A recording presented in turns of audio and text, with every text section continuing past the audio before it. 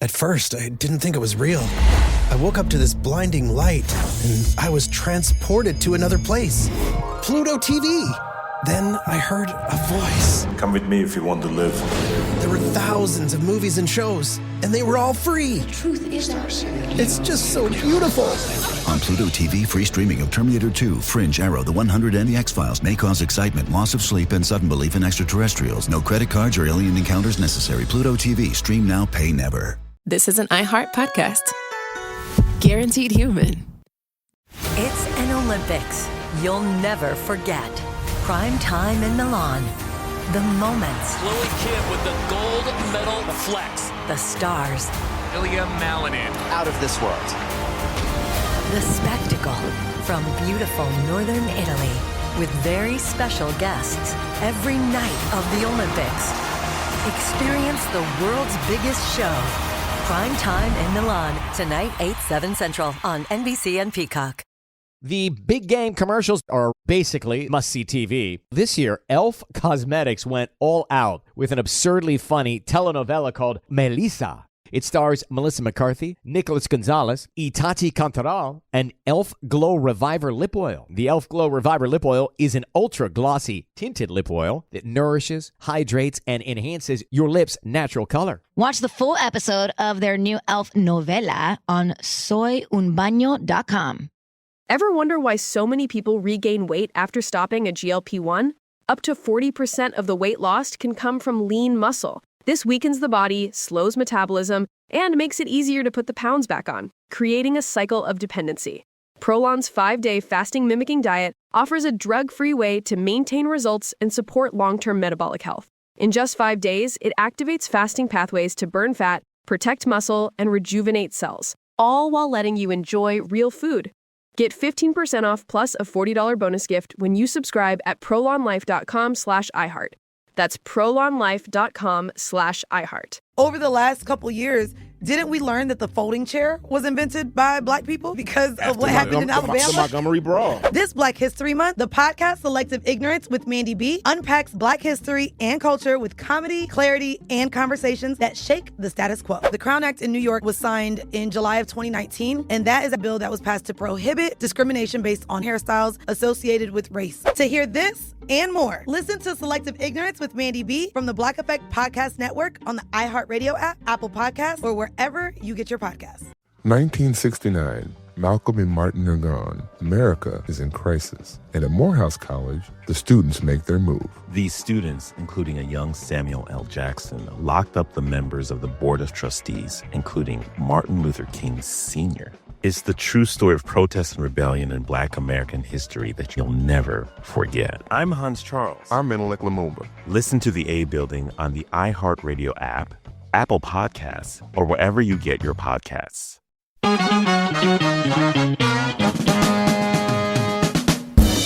Welcome to a special edition of The Middle. I'm Jeremy Hobson, along with our house DJ Tolliver, who is from the great city of Chicago, where the Democratic National Convention has been happening. And Tolliver, as a born and raised Illinoisan as well, I would just like to say, I don't care what the haters say. Deep dish pizza from Chicago is delicious, okay? And here's the thing, one slice is like an entire meal, so it's like economical and delicious, you know? It's a combo. Indeed. So because we are live at a different time than usual this week, I want to welcome new listeners to the show. We're going to be taking your calls this hour, asking how you feel about your choices this election. A lot of people told the pollsters they were not happy when it was Trump versus Biden, and now it is officially former President Donald Trump and Ohio Senator J.D. Vance versus Vice President Kamala Harris and Minnesota Governor Tim Walz. And there are still other candidates in the race, including independent Robert F. Kennedy, who is running alongside lawyer and philanthropist Nicole Shanahan. So especially if you're in the political, geographic, or philosophical middle, how do you feel about your choices now? We're going to get to your calls in a moment at 844-4-MIDDLE. That's 844-464-3353. But first, last week, we talked about an issue that isn't getting much attention in this election, even though it is rapidly becoming legal in many states. That is medical aid in dying, a legal right to die, especially for people facing terminal illness. Great calls on the show and great voicemails, too. Here's what some of you had to say. Hi, this is Anita from St. George, Utah. My name is Alexis, and I'm calling from Ann Arbor, Michigan.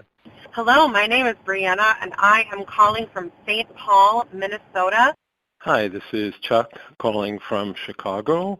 I think everyone deserves the option to make this choice as long as they are of sound mind. I am concerned about people just choosing to take their own lives, but if you have a terminal illness, you should be able to go in whatever way you want. I would just like to suggest that our medical system needs to be revamped. People that are seeking assisted suicide, it should be the final option.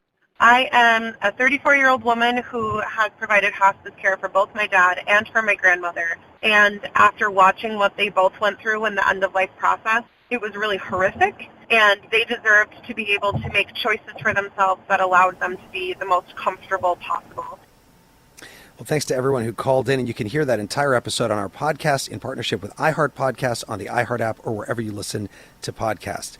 Now to our topic this hour, your choices in this election. How do you feel about your options now? Tolliver, can you give them the number, please? It's 8444-MIDDLE. That's 844-464-3353. Or write to us at listentothemiddle.com. Let's meet our panel. From Glen Arbor, Michigan, anchor and longtime journalist Candy Crowley. For years, she hosted State of the Union on CNN and also served as the network's chief political correspondent. Candy Crowley, so great to have you on The Middle. Oh, thank you for having me. And from Mequon, Wisconsin, Charlie Sykes, political commentator and journalist. You can see him as a regular contributor on MSNBC and read his work in The Atlantic. He's also author of the book, How the Right Lost Its Mind. Charlie, great to have you with us as well. Good to be with you. And before we get to the phones, Charlie Sykes, there are some elections where people say they're voting for the lesser of two evils. They're voting against a candidate rather than for one. There are some where people are so unenthusiastic that they don't vote at all. And there are some where people are enthusiastically supporting a candidate. What does this 2024 election look like to you at this point? Well, this is where you see the big transformation, because I think there was a lot of grit your teeth, sort of grim death march going into November when it was going to be Biden versus Trump. I think a lot of Americans thought, we have, several 100 million people here, and we have these two geriatric candidates. So we had a lot of double haters. The big transformation that I've seen in the last several weeks has been that a lot of demoralized Democrats are coming home, that they're much more enthusiastic. And this is something that we haven't really seen in a very, very long time, the kind of the energy. Now, look, Donald Trump was able to tap into some of the energy in his early days, but the shift in mood of Democrats is really extraordinary. And just as a footnote here, the fact that last night they were able to fill up two NBA arenas in Chicago and Milwaukee was really extraordinary, because you can't manufacture that. There's no campaign that is organized enough that can get that many people to turn out. And so something's going on the Democratic side that was not happening a month ago. Candy Crowley, you've covered so many elections. You moderated a debate in 2012 between Barack Obama and Mitt Romney. What do you think? What does this election look like to you at this point? In a word, evolving. I don't think we are where we're going to be, and that has been true since President Biden decided to bow out. So I think where we are actually is still a pretty close race. I think it is. Obviously, the polls have swung, but they're still. And so when you see them, she is maybe 2 points ahead here and 3 points ahead there, and even here. But they're generally, all but one of them that I've seen are within the margin of error, which means it may or may not be a 2-point lead, right? It could be a minus 1 point. So I think we still have what we had probably with Joe Biden, we'll never know, but which is a very close race, which is going to depend not on the people who show up in those giant arenas, either for Trump or for Harris, but in the people sitting at home going, not really sure what I'm going to do. And that's what the next, 75, 76 days is about. Right. And then, of course, there are some big events coming up, including a debate. As someone who moderated a debate, what did you think about the fact that the debate between Biden and Trump basically ended Biden's campaign and his 50-plus year career in politics? Well, first of all, just as a fellow human being, I think it's and as an aging fellow human being, as all of us are, I thought it was sad, but it sort of tells you what you don't know about debates. Like if you talk to folks that are running campaigns, they'll say, well, the debates rarely make a difference. They'll point to somebody who says, Poland, I guess it was Gerald Ford who said that Poland was under Russian influence or Soviet influence, et cetera, et cetera. But they'll say they rarely make a difference. The problem is they're very organic.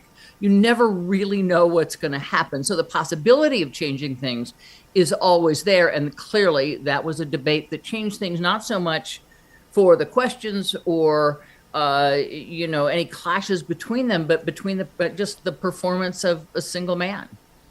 Let's get to the phones. People are calling in. Maria is in Harrisburg, Pennsylvania. Maria, welcome to the middle. Go ahead. What do you feel about your choices this election? Well, I have been voting for a long time. I'm a 70-year-old Mexican-American woman, and I was very concerned about Biden's age and Trump. I don't like Trump. So anyways, to have a younger person, including a woman of color, and more than that, a woman, I'm beyond thrilled, and I'm actually willing to help out with friends so that we can do something. So I can say that I was part of this movement.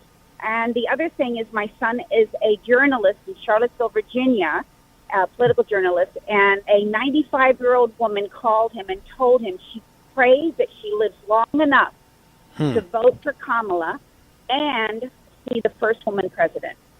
Well, and you, Maria, are in a swing state of Pennsylvania, one that is still, even in the polls with Harris versus Trump, very close. Are you seeing this reaction among your neighbors, or is it pretty split? It's pretty split. Actually, I've lost 1,000 friends over this situation. So we're putting up signs. So I'll put up 2, and then my neighbor will put up 4. We have someone that we call QAnon Debbie, and QAnon Debbie puts like 50 signs up. Wow. Wow. So, yeah. Yeah, so well, we're Maria, split, dude. We are split.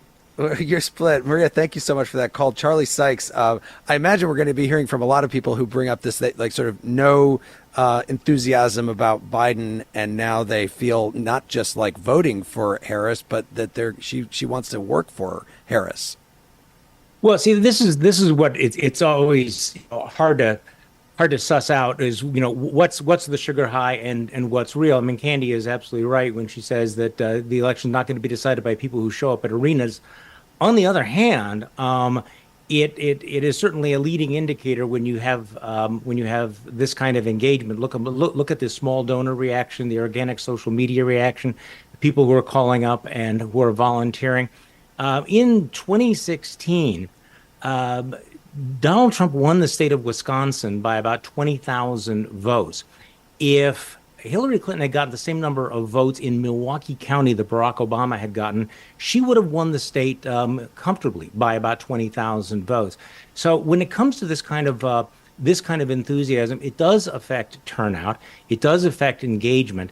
And this is the thing that we didn't have before. We didn't have this kind of engagement up until now. So yes, the polls are still close. Of course, keep in mind that polls are snapshots. The directional arrow is the key thing. But also sometimes I think polls have a hard time picking up the full level of intensity of support. Mm-hmm. It's one of the reasons why I think sometimes in the midterm elections, you'll see some kind of surprises, because these races in all the key swing states, including Wisconsin, Pennsylvania, and Michigan, are based, who can motivate the base, who can get them out, who can get them engaged, who's going to be willing to call their neighbors, talk to members of their family, drive people to the polls, all of that sort of thing. And then, of course, you have this very, very tiny and shrinking group of swing voters as well.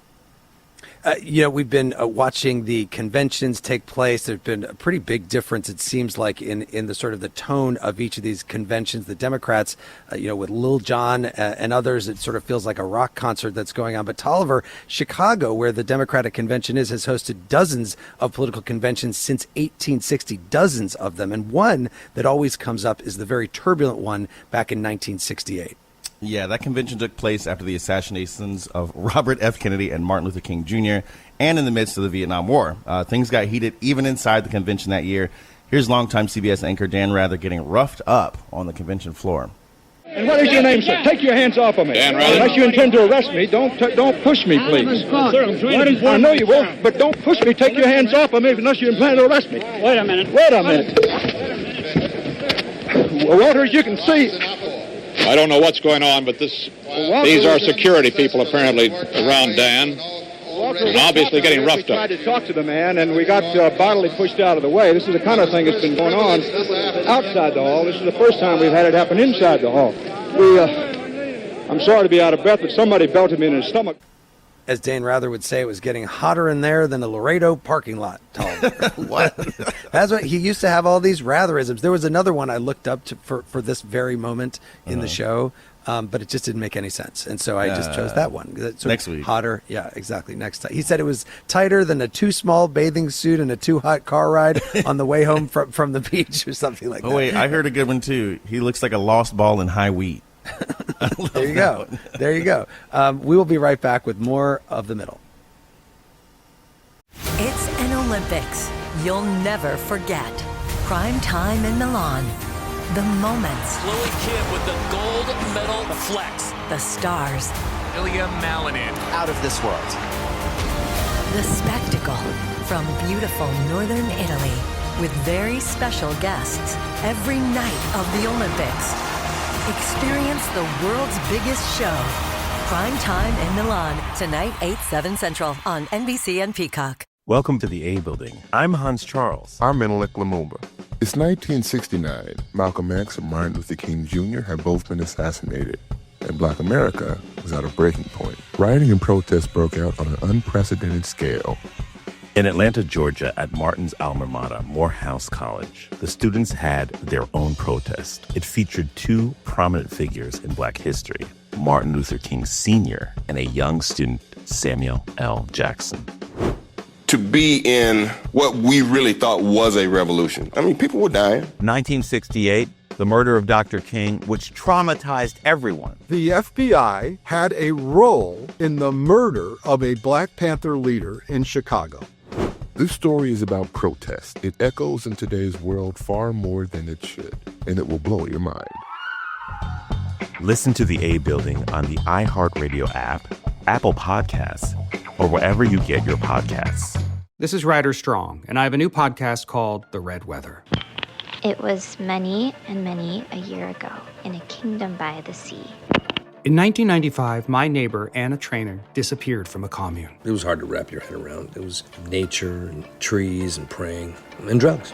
So no, I am not your guru. And back then, I lied to my parents, I lied to police, I lied to everybody. There were years, Ryder, where I could not say your name. I've decided to go back to my hometown in Northern California, interview my friends, family, talk to police, journalists, whomever I can, to try to find out what actually happened. Isn't it a little bit weird that they obsess over hippies in the woods and not the obvious boyfriend? They have had this case for 30 years. I'll teach you sons of to come around here with my wife. Boom, boom. This is The Red Weather. Listen to The Red Weather on the iHeartRadio app, Apple Podcasts, or wherever you get your podcasts. I actually drop better when I'm high. It heightens my senses, calms me down. If anything, I'm more careful. Honestly, it just helps me focus.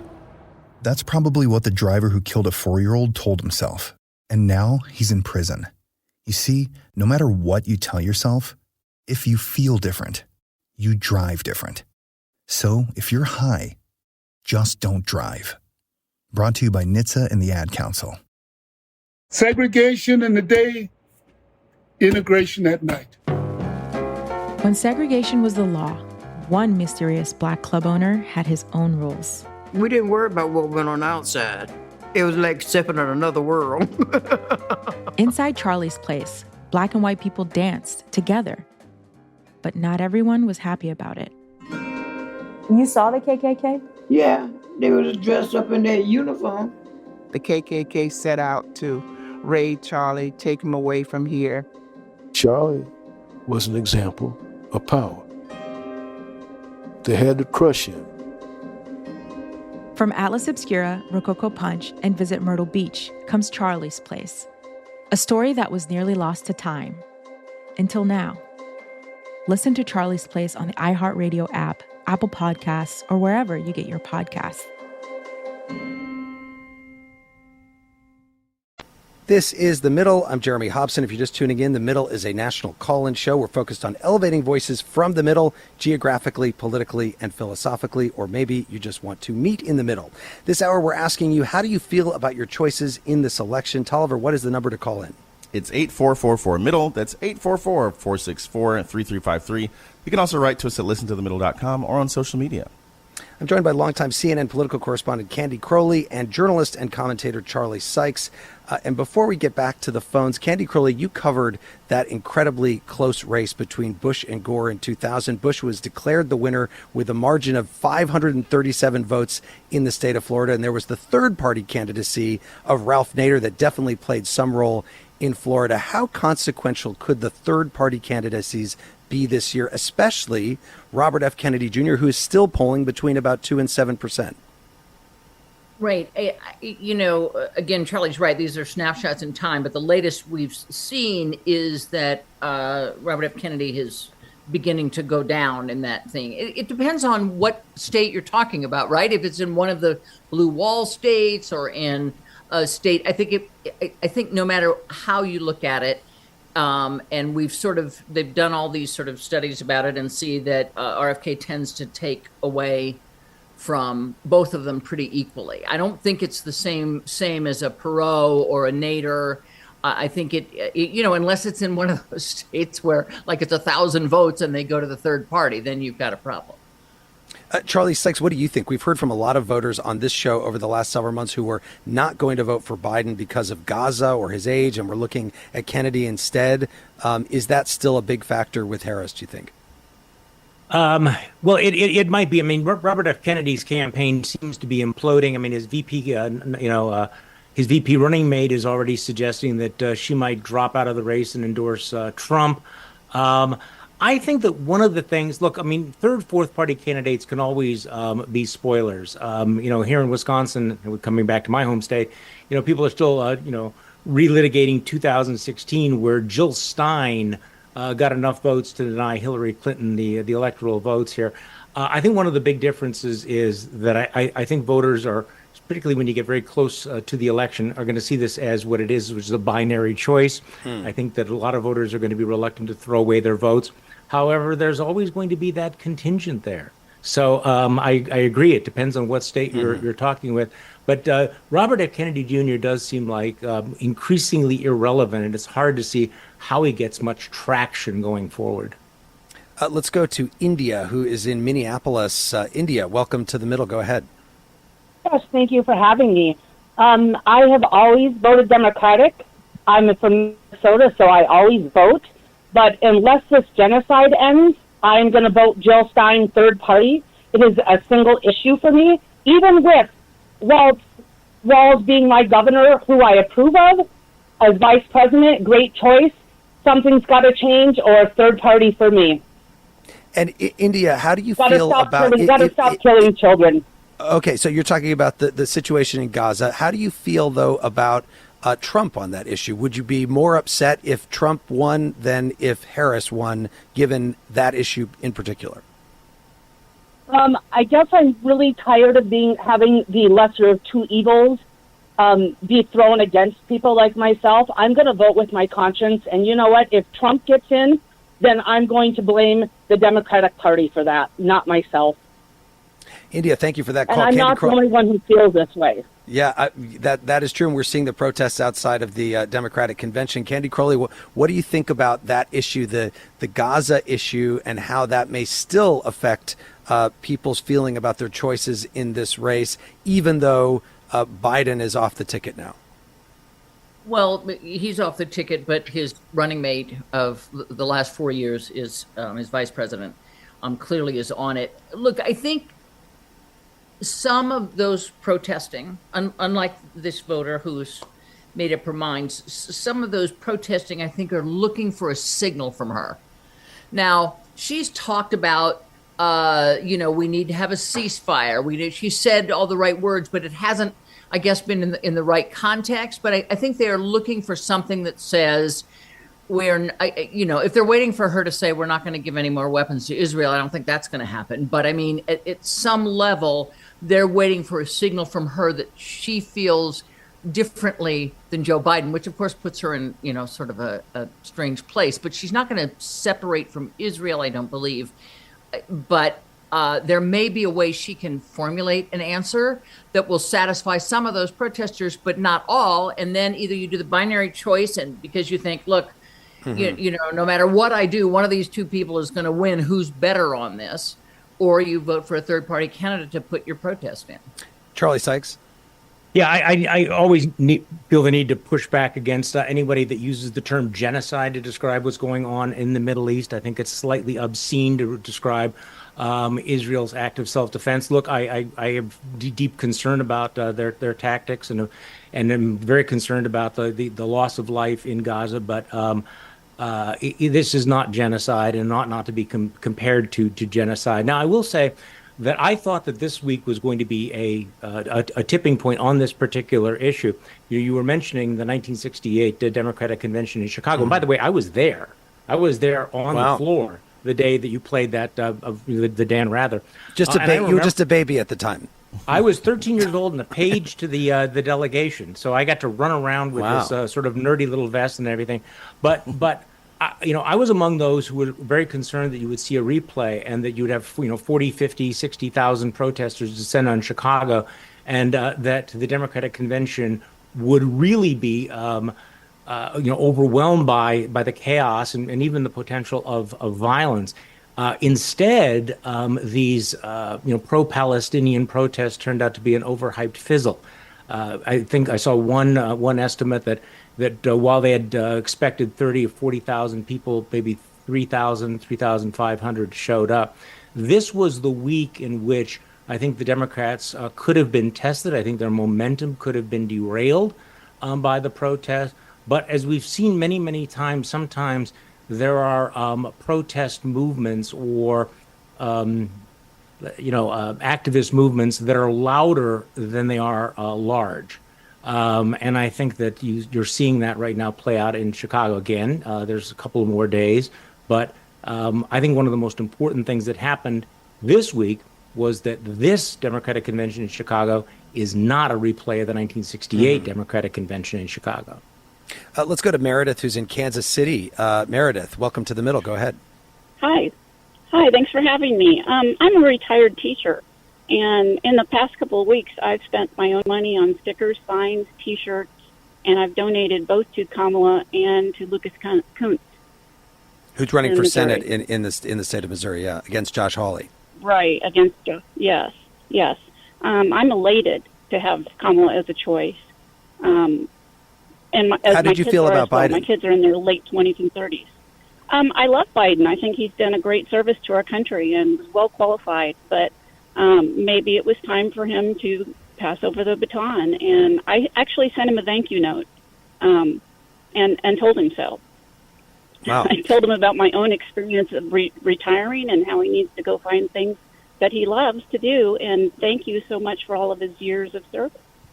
Meredith, thank you very much for that call. Let me go to another one. Rick is in Philadelphia. Rick, go ahead. Welcome to The Middle. Well, I feel like my selection, who I support, is Robert Kennedy Jr., and I feel like it's been very frustrating because when I talk to, say, my parents or my neighbors who are in the boomer generation about him, they're like, well, we don't see anything on him. Is he running? Why isn't he participating in the debates? Why isn't he on the nightly news? And I just feel like there's definitely a conservative effort by the DNC to keep him off ballots across all 50 states, but there is, potentially also an effort to just keep him off the mainstream media. In the past 12 months, I think he's only had 3 live interviews on mainstream media, one Fox, one CNN, one ABC, and it just doesn't seem like it's very democratic system. Yeah. Rick, we've got you there. Your line's breaking up a little bit, but Charlie Sykes, what about that? Do you think that the media, it's a difficult choice, a challenge for the media to sort of decide how much to cover various candidates that are not polling very high any time along the way? Well, also somebody who is, reckless, fabulous like RFK Jr. I mean, this is a problem that they haven't solved with Donald Trump either. What do you have when you have somebody who spreads this kind of misinformation? However, I do think that there was a good deal of media coverage about the story of the baby bear that he faked the death of, posed with pictures with the dead bear and then threw it in Central Park. So we got a little bit of a glimpse of who Robert F. Kennedy is, and simply because he's running for president and his name is Kennedy doesn't mean that the media has an obligation to treat someone like him seriously, because he's a deeply unserious man, I'm afraid. Tolliver, I know that there's some comments coming in online at listentothemiddle.com and on social media. Give us a few. Yeah, Tom writes, my choices in 2024 would not be either candidate, and my choice has never made the final since I started voting in 1976. Jim in Independence, Missouri writes, I'm so sick of both political parties. What would happen if we abolished party affiliation and have candidates focus on their merits like education, business, social, or academic achievements and what they can bring to the table? Our government officials waste so much time blaming the other party instead of doing their work. I feel like we hear that one a lot. Yeah, that's an interesting one, Candy Crowley, just the idea of the amount of time that the two parties end up spending focused on going after the other party versus, as Jim says there, just doing their work. True that, except for when everyone talks about Joe Biden and looks back at his 4-year term, what do they talk about? All the things that he accomplished, most of them having to accomplish them through congressional approval as well. So things get done. Not all the big things get done. I remember when I first started covering Capitol Hill and they had parental leave, newborn and parental or family leave, they called it. It took them 15 years to pass family leave. Right. And it just, it's mind-boggling how slowly it goes. It frustrates people who have a certain view of what they want the government to do and what they want them to pass. Things get done. Do they spend a lot of time attacking each other? They do. Does the media go after that moth and flame? Absolutely. But it's not that things don't get done. It's that sometimes the things that people think they most want is not addressed. If that makes sense. Yeah, let's go to William, who's on the line from Minneapolis. William, welcome to the Middle. What do you think about your choices this election? Well, let me just say that I'm a lifelong Democrat. I have voted for every Democrat for president since 1984 when I started with Walter Mondale. 37 million of us couldn't be wrong.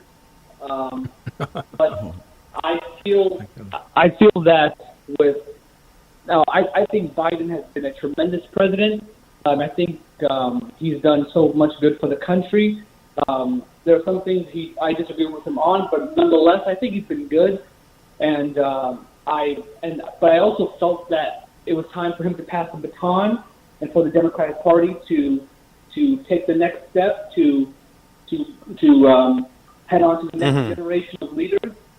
And what worried me about Biden dropping out was the Democratic Party was not going to unify immediately around Kamala Harris. Yeah. That it was going to be a repeat. That it was going to be a repeat of 1968, where you're going to have Pete Buttigieg delegate, or right. Josh Shapiro delegate, or Mike Bloomberg delegate. Right, and we saw in the convention that as they went through the roll call that wasn't the case, and you had just about all the delegates going to Kamala Harris. In that, by the way, if there are Republicans out there who are very happy about their choice or unhappy about their choice of Donald Trump in the race, please give us a call at 844-4MIDDLE. That's 844-464-3353. I want to go to Eli, who's in Lawrence, Kansas. Eli, what do you think of your choices? Yes, hi there. Thanks for having me. I'm quite energized by this change. I'm excited to vote for Kamala and Tim in the coming election, but I'm not particularly happy with how everything transpired with the asking of Joe Biden to step away from seeking the presidency, because it was mired in so much ageism. And, I'm in my mid-20s, and I definitely think that young people are underrepresented in our government. At the same time, though, the optics of the presidency, I think, in some ways have taken a much higher role than they should compared to the actual policies. And I think that Joe Biden, shares so many of the same policies that Kamala would have. And I do believe that he likely would have been able to execute the role of the presidency in a second term, even if it might not have been optically to the standards that people would want. Eli, thank you for that. Charlie Sykes, what do you think of that? Somebody in their mid-20s who says they're upset about the ageism they saw in Biden being kind of pushed out of the presidency or the presidential contest. Well, as a senior citizen myself, I'm sensitive to all of that, but I don't think that's what happened there at all. I think that look, there comes a point where you lose a step. The best athletes in the world can't throw the fastball. They can't throw the touchdown pass. Joe Biden had served his country for 50 years, but he's 81, 82 years old. And I think that what happened at the debate was not that something changed. It was that something was exposed, something that we had not been forced to deal with. And I have to say that a lot of, I sort of have the flip side to all of this, that I think that there were a lot of people who were shocked by what they found out and then became very angry when they realized that this had been covered up. Look, we all know that you can have bubbles in American politics. And we talk a lot about, the alternative reality silos on the right that gave us Donald Trump and that cult of personality. But I think what we also found out was the Democrats were also in denial. They were ignoring the evidence of their own eyes and had formed a bubble around Joe Biden. And I think if you look at the public opinion polls, you'll see that overwhelmingly Americans thought that he was too old, that he did not have the capacity to do this. And the reason there was a change at the top of the ticket was because I think Democrats realized that that whether or not he could have served another 4 years, he was not going to be able to execute the prime directive of 2024, which was to win this election. So at a certain point, you have to say, Grandpa, we love you, but we got to take the keys away from. We got to take the keys away. Oh boy, and not have you drive it anymore. Tolliver, some of the excitement surrounding the entry of Kamala Harris is reminiscent of Barack Obama's nomination back in 2008. That's right. And back then, Joe Biden was the VP candidate. Here he is accepting the VP pick at the 2008 convention. Millions of Americans have been knocked down. And this is a time as Americans together, we get back up together. Our debt to our parents and our grandparents is too great. Our obligation to our children is too sacred. These are extraordinary times. This is an extraordinary election. The American people are ready. I am ready. Barack is ready. This is his time. This is our time. This is America's time. Such a difference, Tolliver, to hear him speak then and now, although I guess when I listened to myself 16 years ago, I sound different too. Yeah, So, me too. There you go. We'll be right back with more of The Middle. It's an Olympics you'll never forget. Prime time in Milan. The moments. Chloe Kidd with the gold medal flex. The stars. Ilya Malinin. Out of this world. The spectacle from beautiful northern Italy with very special guests every night of the Olympics. Experience the world's biggest show. Prime time in Milan. Tonight, 8/7 Central on NBC and Peacock. Welcome to the A Building. I'm Hans Charles. I'm Menelik Lumumba. It's 1969. Malcolm X and Martin Luther King Jr. had both been assassinated, and Black America was at a breaking point. Rioting and protests broke out on an unprecedented scale. In Atlanta, Georgia, at Martin's alma mater, Morehouse College, the students had their own protest. It featured two prominent figures in Black history, Martin Luther King Sr. and a young student, Samuel L. Jackson. To be in what we really thought was a revolution. I mean, people were dying. 1968, the murder of Dr. King, which traumatized everyone. The FBI had a role in the murder of a Black Panther leader in Chicago. This story is about protest. It echoes in today's world far more than it should, and it will blow your mind. Listen to the A Building on the iHeartRadio app, Apple Podcasts, or wherever you get your podcasts. This is Ryder Strong, and I have a new podcast called The Red Weather. It was many and many a year ago in a kingdom by the sea. In 1995, my neighbor, Anna Trainer, disappeared from a commune. It was hard to wrap your head around. It was nature and trees and praying and drugs. So no, I am not your guru. And back then, I lied to my parents, I lied to police, I lied to everybody. There were years, Ryder, where I could not say your name. I've decided to go back to my hometown in Northern California, interview my friends, family, talk to police, journalists, whomever I can, to try to find out what actually happened. Isn't it a little bit weird that they obsess over hippies in the woods and not the obvious boyfriend? They have had this case for 30 years. I'll teach you sons of to come around here with my wife. Boom, boom. This is The Red Weather. Listen to The Red Weather on the iHeartRadio app, Apple Podcasts, or wherever you get your podcasts. I actually drive better when I'm high. It heightens my senses, calms me down. If anything, I'm more careful. Honestly, it just helps me focus. That's probably what the driver who killed a 4-year-old told himself. And now he's in prison. You see, no matter what you tell yourself, if you feel different, you drive different. So if you're high, just don't drive. Brought to you by NHTSA and the Ad Council. Segregation in the day, integration at night. When segregation was the law, one mysterious black club owner had his own rules. We didn't worry about what went on outside. It was like stepping in another world. Inside Charlie's place, black and white people danced together. But not everyone was happy about it. You saw the KKK? Yeah, they was dressed up in their uniform. The KKK set out to raid Charlie, take him away from here.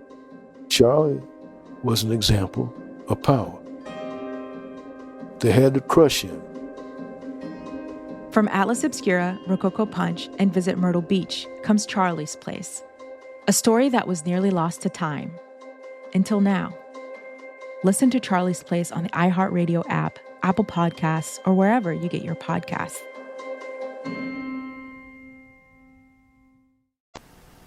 This is The Middle. I'm Jeremy Hobson. This hour we're asking you, how do you feel about your choices this election? You can call us at 844-4MIDDLE. That's 844-464-3353. I'm joined by journalist and commentator Charlie Sykes, as well as former CNN chief political correspondent Candy Crowley. And before we go back to the phones, Candy Crowley, there are independent voters that are going to make a big choice in this election, the middle, you might say. And these candidates, Harris and Trump, are going to have to go after these independent voters. What kind of issues do you think will rise to the top as a result of that? Well, I think number one, the economy. Number two, the economy. Number three, the economy. And I think, generally it is the economy. Immigration certainly is in there, or the border problems with undocumented workers. But I think it comes down to that. I'm always sort of amazed at those. I love talking to those 1% to 2% people, because I think this is such a choice that it's hard for me to believe that we're in August, whatever this is, day, and there are people going, should I do Trump or should I do? But there are those. There people. are. No, there are. I have to tell you that I used to preach that to my staff all the time, saying there are no such things as undecided voters. This was like 2 weeks before an election. I said, that's crazy. They're either not going to vote or they're not telling us. And I picked up my youngest son at Union Station at one point, and he got in the car and he said, Mom, I don't know whether to vote for John McCain or Barack Obama. And I thought, oh, Lord, an undecided voter is sitting in my car. So there are. It's just, this is such a choice. It's hard to believe, but they're out there. And I do think it's the economy and their lives. I think that's what is going to. One of the nice things about this show is whenever we say I need a suburban woman voter from the Midwest, I need an 18-year-old, we say, I want to hear from a middle voter. Here we have one now. John is in Glastonbury, Connecticut. John, go ahead. What do you think?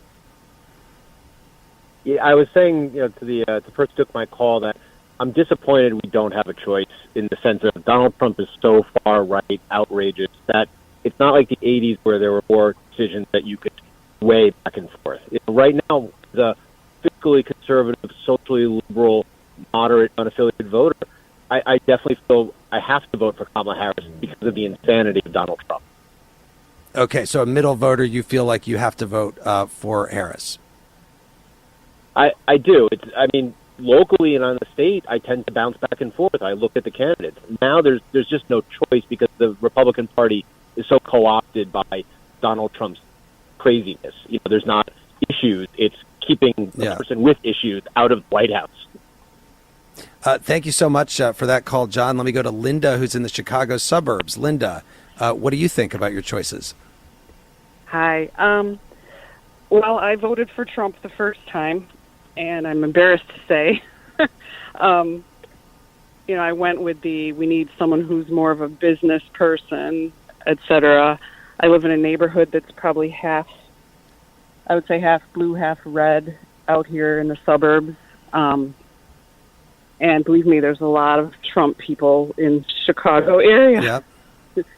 But anyway, I watched Trump, the way he behaved and how he handles relationships and his derogatory behavior.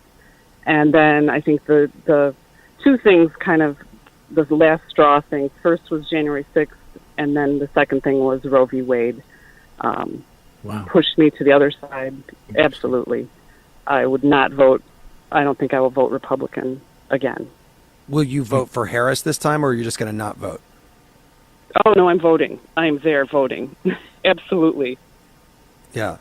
Linda, thanks so much for that call. Charlie Sykes, I heard a little wow there when she said it was January 6th and Roe v. Wade. What do you think of that? No, I think that Roe v. Wade is going to continue to be a major issue here.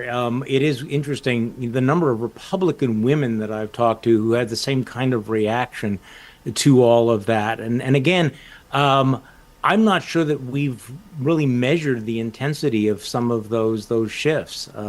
You had a 50-year precedent that was thrown out. We saw some of what happened in the midterms. I think it's going to be an issue. This question of what do voters in the middle do is fascinating to me, because I feel like the previous caller, I'm consider myself centrist, maybe center right, and so it's not like I get exactly what I want, but obviously, given the choice between Donald Trump and Kamala Harris, I'm going to go with Kamala Harris, even though I disagree with her on so many specific policies. Because at a certain point, it's not about the specific policy. I can disagree with you on 6 of 10 or 8 of 10 policies, but given the magnitude of the threat that Donald Trump poses, I'm going to do it anyway. And I am struck by the number of centrist voters that, if you would have asked me a year ago, would they be willing to vote for Kamala Harris? I would have said no. I think that'd be a very, very tough sell. In fact, I was in a meeting in early July where I said, yeah, I think it's going to be very, very hard if Joe Biden drops out to get these swing voters to go for her. And yet, in the last month, I've seen more of a willingness because I think of this backlash against Trump. I would say one other factor, and I agree with Candy about the undecided voters. I can't imagine you're undecided. I wonder whether or not in those final days when they're deciding not to vote, who to vote, what role just pure exhaustion is going to play. Voters who go, you know what, I just cannot take 4 more years of this chaos and the BS. I just can't, take another 4 years of living under Trumpism. And I do wonder how big a factor that's going to be. Not, we'll talk about the border and crime and inflation and all of these things, but I wonder this year, it's just simply, we want to turn the page. I mean, 2008, you talked about 2008. Obviously, in the middle of a big economic meltdown, you could say that 2008 was about the economy, but in the end, it was also about change, and it was about just turning the page. I wonder if this will be the same thing this year. I don't know. Yeah. Let's go to Andrew, who's in Denver. Andrew, your thoughts on this election and your choices. Hi, yes. My first comment is that I think the media accepts this, I don't know if you call it a meme or whatever, that we have to vote for the lesser of two evils. I think there's one clear evil in this race, and I don't think that voting for Kamala Harris is voting for an evil. The second point is that if people are unhappy with only having two choices, then they need to support ranked choice voting. The only way to get a legitimate third parties is to build up grassroots, and the only way to do that is with ranked choice voting. Yeah. And then you would have more two choices. Andrew, I think we did an entire show on ranked choice voting, but Candy Crowley, this has come up a lot. There are two states, I believe it's Alaska and Maine, that are already doing some ranked choice voting. This is something that's gaining some popularity in this country, where you wouldn't be voting for one or the other, but you sort of give choices of who you want, and then if your choice doesn't make it, then your second choice gets put forward. Is that realistic, do you think, in a broad way in the United States? Never say never. I think it's difficult because the system is so set. People used to say, why can't there be a third party? And I say, because the system is set up for two parties. It just is. So it means, taking that entire system down, which is hard to do. Obviously, you can do it state by state, but not immediately. That would probably be my answer. I can't see that happening anytime soon, just because of the difficulty of A, moving the parties, which have a lot of power, and B, just logistically doing that sort of thing. Let's go to Lolo, who is in Middle Tennessee. Lolo, what are your thoughts about your choices this election? Hi, well, thank you for this show. I think it's really important. I'm kind of a fish out of water. I'm 59 years old. I've been in the South 17 years in Middle Tennessee. I'm born and raised in Madison, Wisconsin, in one foot in the city, one foot in the country. I've voted Democrat my whole life. But also, the older I get, and having lived in the South for 17 years, I'm not turning more conservative at all because I live in the South, just being older and more mature. I'm concerned about the Democratic Party becoming so stuck in this ideas of, a refreshing wave, which is really, really important, and we need the message of hope big time.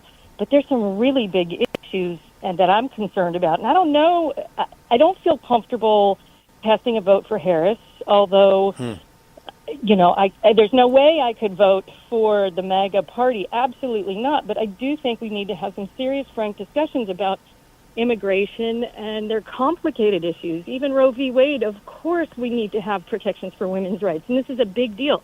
But we also need to have kind of a more mature reckoning with all of those issues. And so I don't think my views on things should make me a Republican. I feel like I see people leaving to go to the Republican Party because maybe they are concerned about these issues. We need people in the center. So I really appreciate Charlie Sykes, and I want to say, hey, kind of love you. And I feel like I'm in the party of Charlie, but on the opposite end. So anyway, I wanted to make those comments. More maturity for all sides. We've got to talk about frank issues. Immigration is a big one. And it's one of the things that's going to keep me from voting for her. So, let me take that. Let me take that to the person you're a fan of, Charlie Sykes, and ask him. Immigration, Charlie Sykes.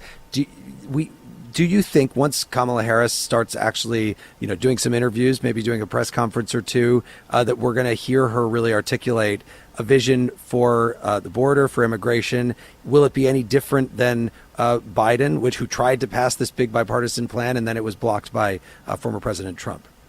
Yeah, I mean, she's going to have to address this. And by the way, those are, that's a key point, is that amazingly, they came up with a bipartisan plan. And so, to the caller's point, there actually was a serious grown-up discussion about immigration policy between Democrats and Republicans, between liberals and conservatives.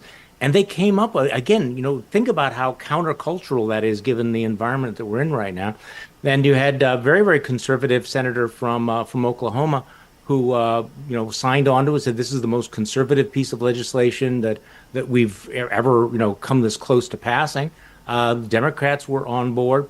The only reason they did not actually try to fix the problem by passing this legislation, which had strong support, was because Donald Trump said, I don't want you to pass it because I think that would hurt my campaign and that would help Joe Biden. I mean, you want to talk about just one of those moments where your shoulders sag and you go, okay, So it really comes down to your campaign over actually fixing the problem. It's a real problem. It's an incredibly complex problem. Grown-ups need to solve it. They almost did, and Donald Trump tubed it.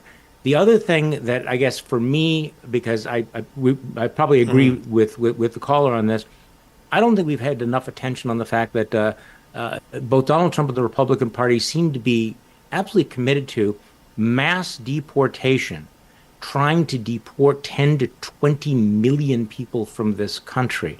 Right. This will be one of the great humanitarian disasters of our time, and they have not explained how they're going to do that. Round people up, use the military, put them in cars and camps. What are we talking about here?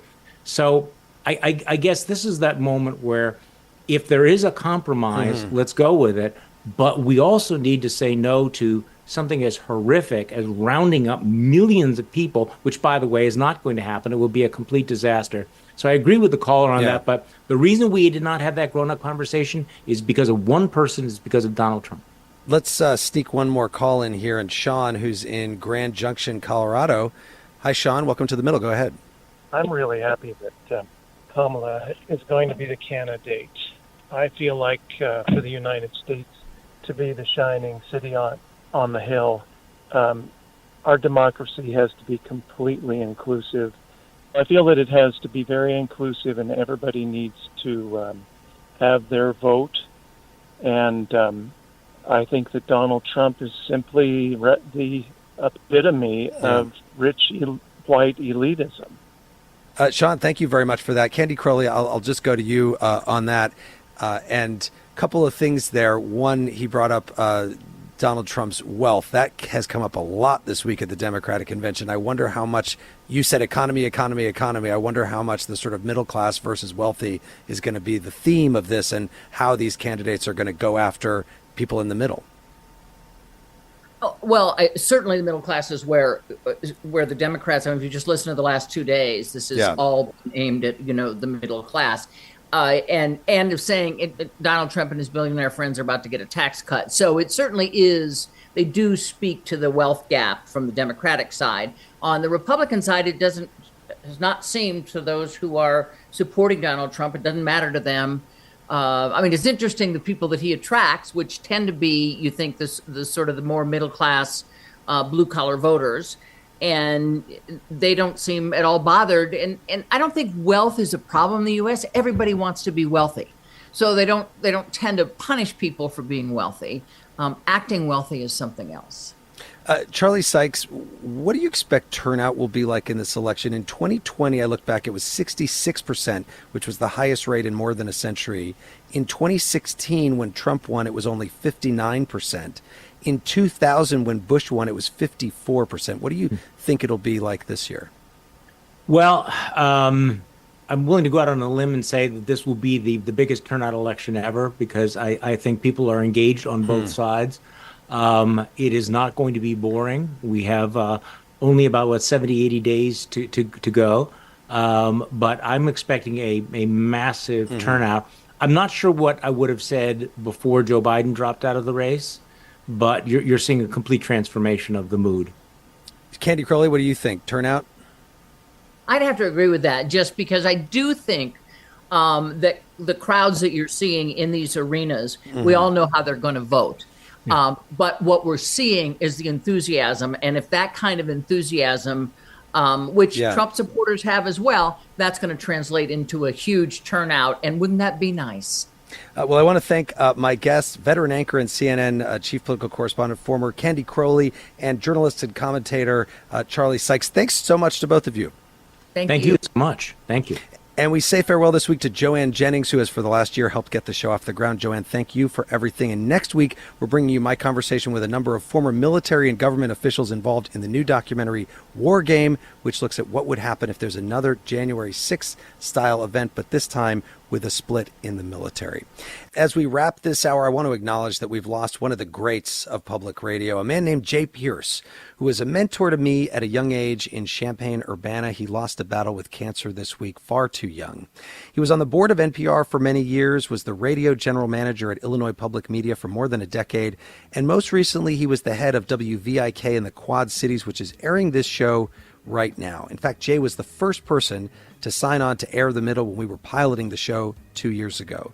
He taught me so many things, but one of the most important was to remember that there's joy in doing radio, that with all the serious stuff we have to talk about, we should remember to have fun while doing it and keep smiling. Jay, we will miss you. I'm Jeremy Hobson. Talk to you next week.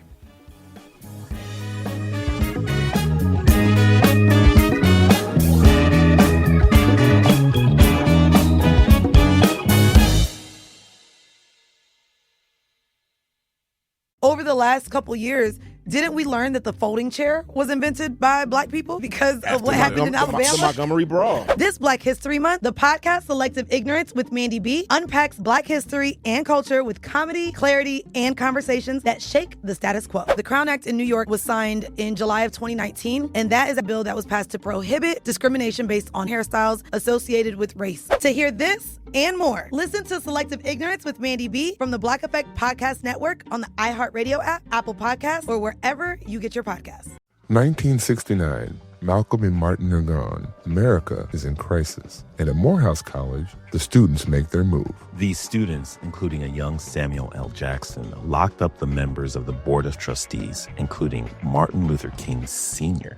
It's the true story of protest and rebellion in Black American history that you'll never forget. I'm Hans Charles. I'm Menelik Lumumba. Listen to The A Building on the iHeartRadio app, Apple Podcasts, or wherever you get your podcasts. 14 years in prison for killing a young woman. A 15-year sentence for a crash that caused 3 deaths. 12 and a half years for killing a child and critically injuring her mother. All true stories. All caused by marijuana-impaired drivers. No matter what you tell yourself, if you feel different, you drive different. So, if you're high, just don't drive. Brought to you by NHTSA and the Ad Council. This is Ryder Strong, and I have a new podcast called The Red Weather. In 1995, my neighbor, Anna Trainer, disappeared from a commune. It was nature and trees and praying and drugs. So no, I am not your guru. And back then, I lied to everybody. They have had this case for 30 years. I'm going back to my hometown to uncover the truth. Listen to The Red Weather on the iHeartRadio app, Apple Podcasts, or wherever you get your podcasts. When segregation was a law, one mysterious Black club owner, Charlie Fitzgerald, had his own rules. Segregation in the day, integration at night. It was like stepping in another world. Was he a businessman, a criminal, a hero? Charlie was an example of power. They had to crush him. Charlie's Place, from Atlas Obscura and Visit Myrtle Beach. Listen to Charlie's Place on the iHeartRadio app, Apple Podcasts, or wherever you get your podcasts. This is an iHeart podcast. Guaranteed Human.